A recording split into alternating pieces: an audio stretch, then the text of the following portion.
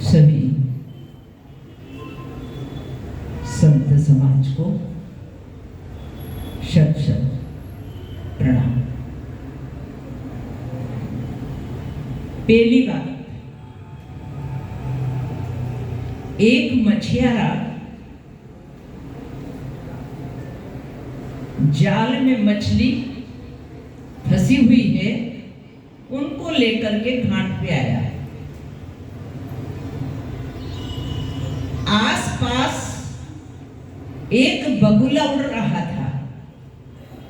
उन्होंने कहा कि सारी मछलियां जाल में हैं, फिर ये बगुला आसपास क्यों मंडरा रहा है? तो मछियारे ने जवाब दिया कि अगर कोई भी मछली इस जाल से बाहर निकल जाती है, उसे ये बगला झपट ले जाता है। कौन सा जाल है बेटियों? कौन सा जाल है? हमारा परिवार, हमारा धर्म, हमारी संस्कृति। यदि आप इस जाल से बाहर हो जाओगी ना, तो ये बगले झपट ले जाएंगे। समझ गए? ये बगले मंडराते रहते हैं, ये तुम्हें झपट ले जाएंगे, इसलिए सावधान।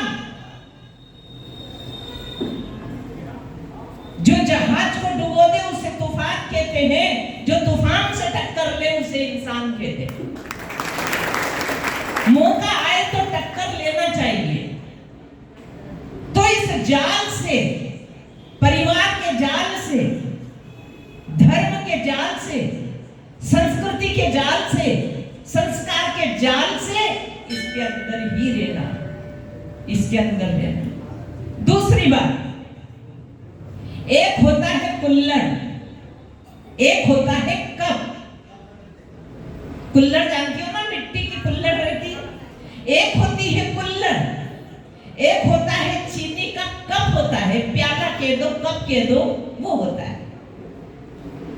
जो कुल्हड़ होती है उसे एक ही बार होंठ से लगाया जाता है, एक ही बार उससे दूध या चाय पिया जाता है, बाद में कुल्हड़ को फेंक दिया जाता है।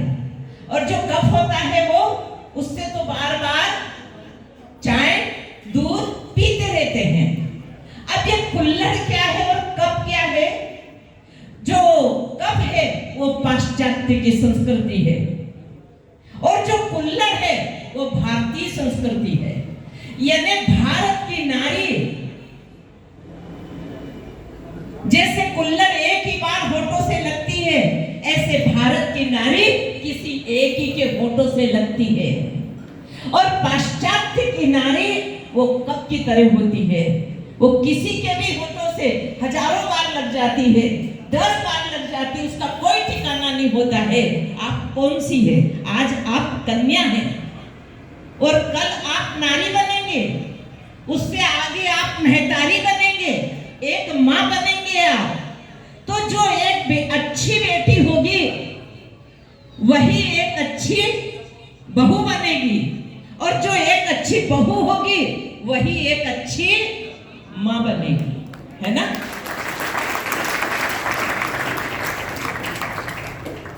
तो आपको किसी के होठों से लगना है एक ही बार, और माता पिता जिसे सौंप देंगे हमें उससे ही स्वीकार करना है। ध्यान। तीसरी बात, धर्मांतरण की। गुरु गोविंद सिंह के पुत्रों से कहा गया तुम धर्म परिवर्तन करो, उन्होंने इनकार कर दिया। किसी भी हालत में हम धर्म परिवर्तन नहीं करेंगे, तुम्हारी दुर्दशा कर दी जाएगी। उन्होंने कहा जो होगा देखा जाएगा। मैं छुई हुई का पेड़ नहीं जो छूने से मुरझा जाऊं, मैं उस माई का लाल नहीं जो हवों से डर जाऊं। उन्होंने कहा अगर तुमने धर्म परिवर्तन नहीं किया तो तुम जिंदों को दीवार के अंदर चुन दिया जाएगा।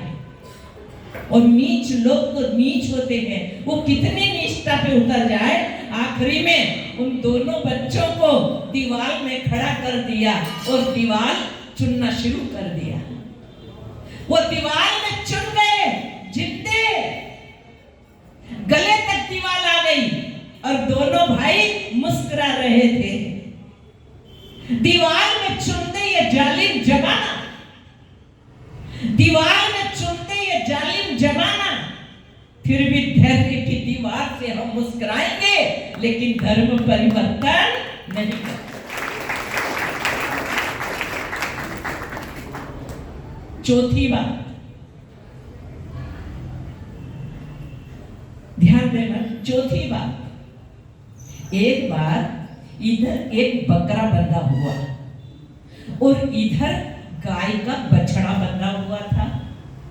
गाय जंगल में चरने जाती थी, तो जो बकरा बंधा हुआ था ना, उसका मालिक आता, उसके लिए ब्रेड लेके आता, बिस्किट लेके आता, हरी हरी पत्तियां लेके आता और उसे खिलाता, उसके ऊपर हाथ फेरता, बड़ा प्यार करता। और इधर गाय का बछड़ा बंधा हुआ था। वो गाय के बछड़े को तो देखता भी नहीं था, ना उसको खाने को कुछ डालता था, लेकिन बछड़ा देखता रहता था। बहुत दिन ऐसा चला।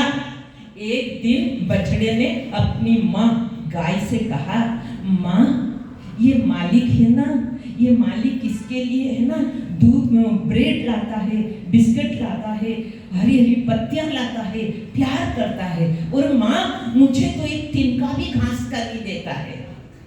तो गाय ने बछड़े को समझाया, बेटा थोड़ा धैर्य तो रख, मैं तुझे परिणाम आके बताऊंगी कि क्या होता है, धैर्य रख। एक समय आया उसी आंगन में, और बछड़े उस बकरे के ऊपर जब आरियां चलने लगी, तब गाय ने बछड़े को बताया, अभी नहीं बताया, थोड़ी देर से बताएगी।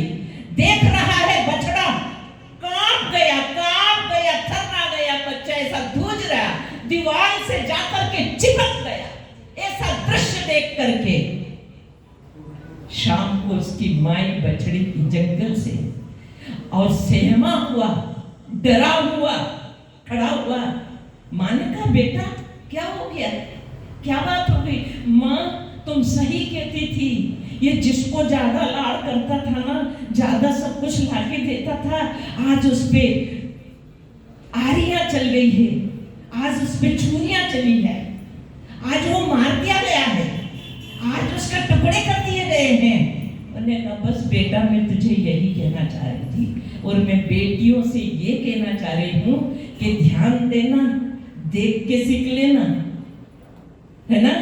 दूसरे बकरे और हैं और एक बकरा तुम्हारे सामने कट रहा है, तो तुम उस समय मेमे करने में लगे गए।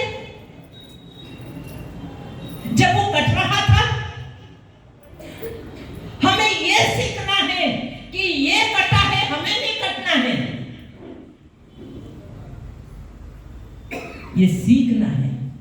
बुद्धिजीवी लोग रहते ना, वो देख करके सीख लेंगे। किसी के साथ क्या हुआ है, वो तो मर के चला गया, अब वो कैसे सीखेगा, वो तो गया मर के, लेकिन हमने जो घटनाएं देखी है वो हमें सीखना है। ये तीसरी बात है ना।